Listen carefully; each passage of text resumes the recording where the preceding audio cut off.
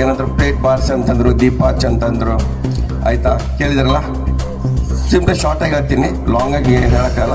So ಅವರು ನಮ್ಮ ದೇಶದ ಪ್ರಧಾನಿ ಆಗಿ ಒಂದು 5 ವರ್ಷ ಆಗಿತ್ತು, 10 ವರ್ಷದಲ್ಲಿ ಏನೋ ಹೇಳಿದ್ರು. ಅವ್ರ ಮಾತೆಲ್ಲರೂ ನಾವು ಕೇಳಿದ್ವಿ. ತಾಳಿ ಬಿಡಿ ಅಂದರು, ತಾಳಿ ಬಿಡಿದ್ವಿ. ದೀಪ ಹಚ್ಚಂದ್ರೆ ದೀಪ ಹಚ್ಚಿದ್ವಿ. ಆಯಿತಾ. ಸೊ ಇವಾಗ ನಾವು ದೇವರನ್ನ ಪೂಜೆ ಮಾಡಬಾರ್ದು ಆ್ಯಕ್ಚುಲಿ. ಓಕೆ, ಬಾಬಾ ಸಾಹೇಬರು ಹೇಳಿದ್ದಾರೆ, ಬುದ್ಧ ಹೇಳಿದಾರೋ, ಓಕೆ, ಯಾರ್ಯಾರು ಹೇಳಿದ್ದಾರೆ. ಸೊ ಒಂದು ಮಾತು, ನಾವೇನೇ ಆದರೂ ರೂಢಿ ಹಾಕೊಳ್ಬೇಕಾದ್ರೆ, ಇವಾಗ ಬೆಳಿಗ್ಗೆ ನಾವು 4 ಗಂಟೆ ಎದ್ಬಿಟ್ಟು 1 ಅವರ್ ಫ್ರೆಶ್ ಅಪ್ ಆಗಿಬಿಟ್ಟು ಏನಪ್ಪ ಅಂದರೆ 1 ಅವರ್ ಎಕ್ಸಸೈಸ್ ಮಾಡಿದ್ರೆ, ಅಥವಾ ನಾವೇನೋ ಜಾಗಿಂಗ್ ಮಾಡಿದ್ರೆ, ವಾಕಿಂಗ್ ಮಾಡಿದ್ರೆ, ಒಂದು 15 ದಿನ ಆದರೂ ಬೇಕು ರೂಢಿ. ನಮ್ಗೆ ರೂಢಿ ಆಗಬೇಕಾದ್ರೆ ಯಾವುದೇ ನಾವು ಕೆಲಸ ಮಾಡಬೇಕಾದ್ರೆ 1 ವಾರ ಆಗಬೇಕು, ಇಲ್ಲಾಂದರೆ 15 ದಿನ ಆಗಬೇಕು, ಇಲ್ಲ 1 ತಿಂಗಳು. ಕರೆಕ್ಟಾಗಿ 21 ದಿನ ನಾವು ರೂಢಿ ಮಾಡಿದ್ರೆ ಅದು ನಮಗೆ ರೂಢಿ ಬಿದ್ದುಬಿಡುತ್ತೆ. ಬೆಳಿಗ್ಗೆ 4 ಗಂಟೆ ಹೇಳ್ತೀವಿ, ಫ್ರೆಶ್ ಅಪ್ ಆಗ್ತೀವಿ, ವಾಕಿಂಗ್ ಮಾಡ್ತೀವಿ, ಜಾಗಿಂಗ್ ಮಾಡ್ತೀವಿ. ಅದು ಒಂದು 25 ಡೇಸ್, ಒನ್ ಮಂತ್ ಆಗಿತ್ತು ಅಂದ್ಕೊಳ್ಳಿ. 1 ಮಂತ್ ಆದಮೇಲೆ ನಮಗೆ ರೂಢಿ ಬಿದ್ದುಬಿಡುತ್ತೆ. ಪ್ರಾಕ್ಟೀಸ್ ಮಾಡಿರ್ಬೋದು ನೀವು ಎಲ್ಲರೂ, ನಿಮ್ಗೆ ಅನುಭವ ಇದೆ. 1 ಮಂತ್ ಪ್ರಾಕ್ಟೀಸ್ ಮಾಡಿದರೆ ಅದು ಆಟೋಮೆಟಿಕ್ಕಾಗಿ ನೆಕ್ಸ್ಟ್ ನಮ್ಗೆ ಹೇಳೋಕ್ಕೆ, 4 ಗಂಟೆ ಹೇಳೋಕ್ಕೆ, ಎಕ್ಸಸೈಸ್ ಮಾಡೋಕ್ಕೆ, ಜಾಗಿಂಗ್ ಮಾಡಿ ರೂಢಿ ಬಿದ್ದುಬಿಡುತ್ತೆ. ಸೊ ಹಿಂದೆ 2000 ವರ್ಷದಿಂದಲೂ ನಮಗೆ ಪೂಜೆ ಮಾಡೋ ರೂಢಿ ಬಿದ್ದಿದೆ, ಗೊತ್ತಾ? ನಮ್ಮ ಅಜ್ಜಿ ತಾತ ಆಯಿ ಮುತ್ತಂದ್ರೆ ಹಿಂದ ಕಾಲದಿಂದ ನಮ್ಗೆ ರೂಢಿ ಆಗೈತದು. ಮುಂಜಾನೆ ಹೇಳ್ಬೇಕು, ದೇವ್ರಿಗೆ ಪೂಜೆ ಮಾಡಬೇಕು, ಆಯ್ತಾ, ತೆಂಗು ಹೊಡಿಬೇಕು, ಮುಂಜಾನೆ ಬೇಡ್ಕೋಬೇಕು. ಇದು ಬರೀ 1 ತಿಂಗಳೇ ನಾವು ಪ್ರಾಕ್ಟೀಸ್ ಮಾಡಿದ್ರೆ ನಮಗೆ ರೂಢಿ ಆಗುತ್ತೆ. ನಮ್ಗೆ ಈ ಥರ ನಮಗೆ ರೂಢಿ ಆಗಿರೋದು 2,000 ವರ್ಷಗಳಿಂದ ನಮ್ಗೆ ರೂಢಿ ಇದೆ. ಹೇಳೋದು, ಪೂಜೆ ಮಾಡೋದು, ದೇವರನ್ನು ಬೇಡ್ಕೊಳ್ಳೋದು, ಮತ್ತೆ ಹೇಳೋದು, ಪೂಜೆ ಮಾಡೋದೆಲ್ಲ ರೂಢಿ ಆಗಿಬಿಟ್ಟೆ. ಇದು ರೂಢಿ ತಪ್ಪಿಸೋಕ್ಕೆ ತುಂಬ ಕಷ್ಟದ ಕೆಲಸ ಇದು. ಆಮ್ಯಾಗ್ರಿ ಎಗ್ರಿ ಆಗ್ತೀರಿ ಇದಕ್ಕೆ ಎಲ್ರು ಒಪ್ಕೊಳ್ತೀರಾ? ರೂಢಿ ಆಗಿರೋದನ್ನು ತಪ್ಸೋಕ್ಕೆ ತುಂಬ ಕಷ್ಟ, ಯಾವುದೇ ರೂಢಿ ಆಗಲಿ. ಇವಾಗ 3 ಹೊತ್ತು ಊಟ ಮಾಡೋರಿಗೆ 1 ಹೊತ್ತು ಊಟ ಮಾಡೋಣ ಅಂತಂದ್ರೆ ಆಗ್ತಾ ಎಲ್ರಿಗೂ? 3 ಹೊತ್ತು ಊಟ ಮಾಡೋರಿಗೆ 1 ಹೊತ್ತು ಊಟ ಮಾಡೋ, ಯಾಕೆ ನಮ್ಗೆ ರೂಢಿ ಆಗಿತ್ತು. ಮುಂಜಾನೆ ಊಟ ಮಾಡೋದು, ಬೆಳಗ್ಗೆ ಟಿಫನ್ ಮಾಡೋದು, ಮಧ್ಯಾಹ್ನ ಊಟ ಮಾಡೋದು, ಮತ್ತೆ ನೈಟ್ ರೂಢಿ ಬಿದ್ದಿದೆ.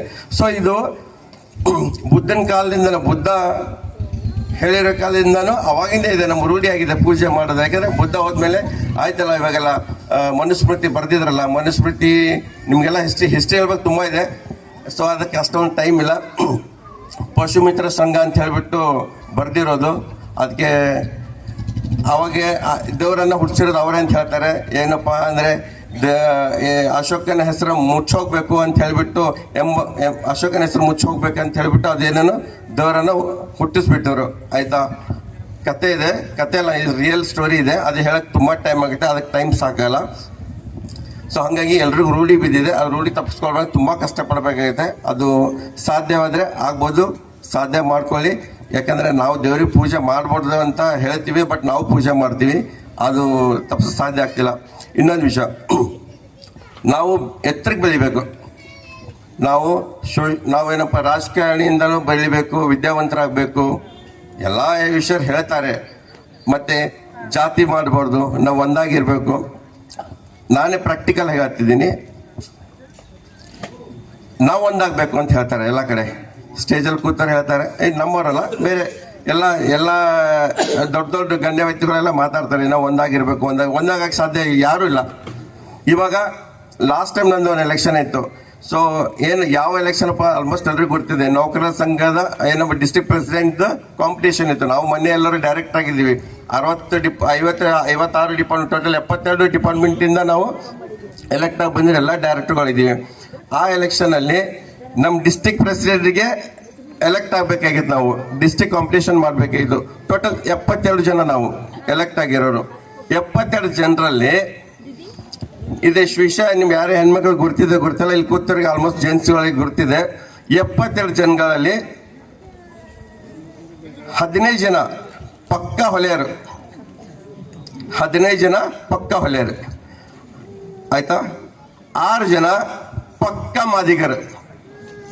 ನಾನು ಹೇಳೋ ಕರೆಕ್ಟಾಗಿ ಕೇಳಿ, 15 ಜನ ಪಕ್ಕ ಹೊಲೆಯರು, 6 ಜನ ಕರೆಕ್ಟ್ ಮಾದಿಗರು. ಲಂಬಾಣಿ 3 ಜನ, ಎಷ್ಟಾಯ್ತು? 24. ಮುಸ್ಲಿಮರು 3 ಜನ ಸೈಡಿಗೆ ಇಟ್ಬಿಡೋಣ.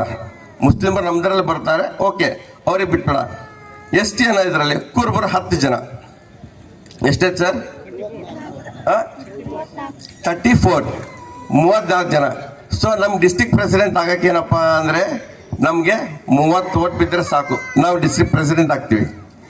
ಒಂದಾಗ ವಿಷಯ ಹೇಳ್ತಿದ್ದೀನಲ್ಲ, ಒಂದಾಗ್ಬೇಕಂತ ಹೇಳ್ತಾರೆ ಎಲ್ಲ ಕಡೆ. ನಾವೆಲ್ಲರೂ ಒಕ್ಕಟ್ಟಾಗಿರ್ಬೇಕು, ಸಂಘಟನೆ ಮಾಡಬೇಕು, ಓದ್ಬೇಕು, ವಿದ್ಯಾವಂತರ ಆಗಬೇಕು, ನಾವು ರಾಜಕೀಯದಲ್ಲಿ ತುಂಬಾ ಎತ್ತರಕ್ಕೆ ಬೆಳಿಬೇಕು, ನಮಗೆ ನಾವು ಸಪೋರ್ಟ್ ಮಾಡಬೇಕು ಅಂತ ಹೇಳ್ಬಿಟ್ಟು ಎಲ್ಲರೂ ಹೇಳ್ತಾರೆ ಗಣ್ಯವಿದ್ರು. ಬಟ್ ಪ್ರಾಕ್ಟಿಕಲ್ ಮೊನ್ನೆ ಆಗಿರೋ ಘಟನೆ, ನಾನೇ ಸ್ವತಃ ಕ್ಯಾಂಡಿಡೇಟ್ ಆಗ್ಬೇಕಂತಂದ್ರೆ ನನ್ಗೆ ಯಾರು ನಮ್ಮವರು 15 ಜನ ಹೊಲೆಯರಿದ್ರು, 6 ಜನ ಮಾದಿಗಳಿದ್ರು, 10 ಜನ ಎಷ್ಟೇ ಇದ್ರು, ಒಬ್ಬ ನನ್ನ ಮಗ ಸೂಚಕರ ನನಗೆ ಸೈನ್ ಮಾಡಕ್ ಬಂದಿಲ್ಲ. ಸೂಚಕ ಅಂದ್ರೆ ನಾವು ಎಲೆಕ್ಷನ್ ನಿಂತ್ಕೋಬೇಕಾದ್ರೆ ಸೂಚಕರು ಒಬ್ರು ಸೈನ್ ಮಾಡ್ಬೇಕಾಗತ್ತೆ. ಸೂಚಕರಂತ ಇರ್ತಾರೆ ನಮ್ಮ ಎಲೆಕ್ಷನ್, ಯಾರು ಬರಲಿಲ್ಲ. ಯಾಕಪ್ಪ ಅಂತಂದ್ರೆ ಹೆಂಗ್ ನಾವು ಮುಂದೆ ಬರಕಾಗತ್ತೆ? ಇವಾಗ ಪಾರ್ಲಿಮೆಂಟ್ ಅಲ್ಲಿ ಪ್ರಧಾನಿ ಬಾಬಾ ಸಾಹೇಬ್ ಹೇಳಿದ ವಿಷಯ, ನಾವು ಪ್ರಧಾನಿ ಆಗ್ಬೇಕು, ನಾವು ಏನಪ್ಪಾ ಅಂದ್ರೆ ದೇಶ ಆಳ್ಬೇಕಂತ ಹೇಳ್ತಾರೆ. ಆಯ್ತಾ ಮೇಡಮ್? ಅದಕ್ಕೆ ಬಾಬಾ ಸಾಹೇಬ್ ಹೇಳಿದ್ರೆ ದೇಶ ಒಕ್ಕಟ್ಟಾಗ್ಲಿಲ್ಲಪ್ಪ ಅಂದ್ರೆ ಹೆಂಗೆ ಸಾಧ್ಯ? ಎಕ್ಸಾಂಪಲ್ ಕೊಟ್ಟಿದ್ದೆ ನಾನು. ನಮ್ದೇ ಇಲ್ಲೇ ನಾವು ಯಾರು ಒಕ್ಕಟ್ಟಾಗ್ತಿಲ್ಲ, ಜಸ್ಟ್ ಒಂದು 15-16 ಜನಗಳು ಒಕ್ಕಟ್ಟಾಗ್ತಿಲ್ಲ. ಆಮೇಲೆ ದೇಶ ಆಳ್ಬೇಕಂತ ಅಂದ್ರೆ ಯಾರು ಒಕ್ಕಟ್ಟಾಗಕ್ಕೆ ಸಾಧ್ಯ ಇಲ್ಲ. ಒಕ್ಕಟ್ಟಾಗ್ಬೇಕಾದ್ರೆ ಬರೀ ಒಕ್ಕಟ್ಟಂದ್ರೆ ಹೆಂಗಾಗ್ತದೆ ಹೇಳಿ? ಯಾರು ಒಕ್ಕಟ್ಟಾಗಕ್ಕೆ ಸಾಧ್ಯ ಇಲ್ಲ. ಒಕ್ಕಟ್ಟಾಗಬೇಕಾದ್ರೆ ಮಾಡಕ್ ಬಿಡ್ತಾರೆ. ಎಷ್ಟು ಜನ ಮೇಲೆ ಹೇಳಿದ್ರು, ಸರ್ ಇವರು ನಮ್ಮವ್ರು ಯಾರು ಒಕ್ಕಟ್ಟಾಗಲ್ಲ ಸರ್, ಫೋನ್ ಮಾಡಿ ಹೇಳ್ತಾರೆ ನನಗೆ, ಸರ್ ನಮ್ಮ ಯಾರು ಒಕ್ಕಟ್ಟಾಗಲ್ಲ ಸರ್, ಅದಕ್ಕೆ ನಾನು ಇದ್ರಲ್ಲಿ ಬರಂಗಿಲ್ಲ ಅಂತ ಹೇಳ್ತಾರೆ. ಅರೆ ಒಕ್ಕಟ್ಟಾಗಲ್ಲ, ನೀವೇ ಹೇಳ್ತಾ ಇದ್ರೆ ಮತ್ತೆ ಯಾರು ಒಕ್ಕಟ್ಟಾಗ್ತಾರೆ? ಇವಾಗ ನಾನು ಬಂದಿದ್ದೀನಪ್ಪ ಒಕ್ಕಟ್ಟು ಮಾಡಕ್ಕೆ, ಎಲ್ರಿಗೂ ಸೇರ್ಸೋಣ. ನಾನೇ ಬಂದಿದ್ದೀನಿ ಸ್ವತಃ, ನಾನೇ ಬಂದೀನಿ. ಎಲ್ರು ಸೇರೋಣ, ನಾವು ಸ್ಟ್ರಾಂಗ್ ಆಗೋಣ. ನಮ್ದ್ರಲ್ಲಿ ಒಬ್ಬರು ಯಾರು ಪ್ರೆಸಿಡೆಂಟ್ ಮಾಡೋದು ನಾನೇ ಸ್ವತಃ ಮುಂದೆ ಯಾರು ಸಪೋರ್ಟ್ ಮಾಡಲಿಲ್ಲ. ಸೊ ಈ ಥರಗಳು ತುಂಬಾ ಎಕ್ಸಾಂಪಲ್ ಇದಾವೆ. ಸೊ ಬುದ್ಧರ ಬಗ್ಗೆ ಮಾತಾಡಬೇಕು, ಬಾಬಾ ಸಾಹೇಬ್ ಬಗ್ಗೆ ಮಾತಾಡೋದು ತುಂಬಾ ವಿಷಯಗಳಿದ್ದಾವೆ. ಸೊ ಪ್ರಾಕ್ಟಿಕಲ್ ಹೇಳ್ತಾ ಇದ್ದೀನಿ, ತುಂಬಾ ಮನಸ್ಸು ಬೇಜಾರಾಗಿದೆ. ಸೊ ಯಾಕಪ್ಪ ನಾವು ಒಕ್ಕಟ್ಟಾಗಬೇಕಪ್ಪ ಅಂತಂದ್ರೆ ನಮ್ಗೆ ಎಲ್ಲ ಎಬಿಲಿಟಿ ಇದೆ, ವೆರಿ ವೆಲ್ ಎಜುಕೇಟೆಡ್.